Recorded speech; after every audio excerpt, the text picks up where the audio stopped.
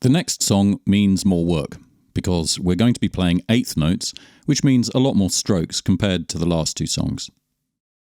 Because the eighth notes are shorter, the song also feels a bit faster. It's important that you still exercise at a very relaxed pace so you can focus on using the proper finger technique. So far, we played eighth notes using alternate picking, but this time every eighth note should be played with downstrokes. In the A section, a 2-bar sequence is played in the 5th position. We start again with 2 plucks of the open E string, then place the index finger on the 5th fret, the ring finger on the 7th fret, and back to the index finger. Remember that the index finger remains on the string when the ring finger frets.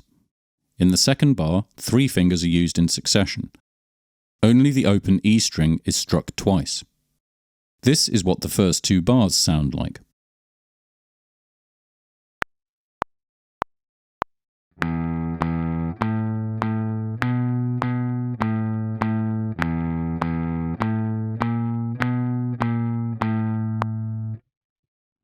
Bars 3 and 4 are identical to the first 2, and in bar 5 and 6 there is a change of position to the 3rd position. The fingering and the fretting sequence remains the same, but starts from the 3rd fret. Again, the plucks on the open string are well suited for changing the position. Here is what the 3rd and 4th bars sound like.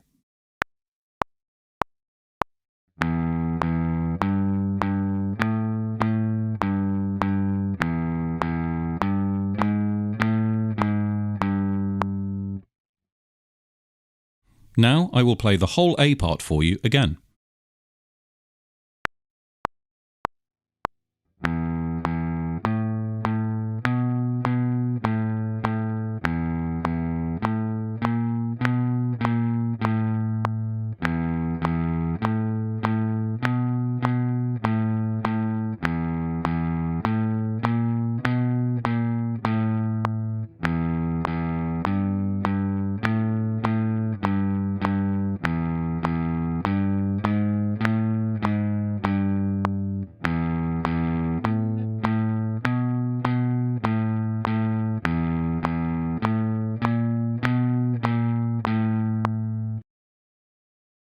In the B section, you'll be able to catch your breath again.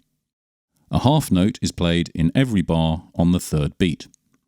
However, it is a fretted note, first on 7th, then on the 6th, 5th, and finally the 3rd fret. Fret as follows. 7th fret with your ring finger. The index and middle fingers are also placed on their respective frets for support. 6th fret with your middle finger, again supported by the index finger. 5th fret with your index finger. No support available for this one, or for the forefinger on the 3rd fret.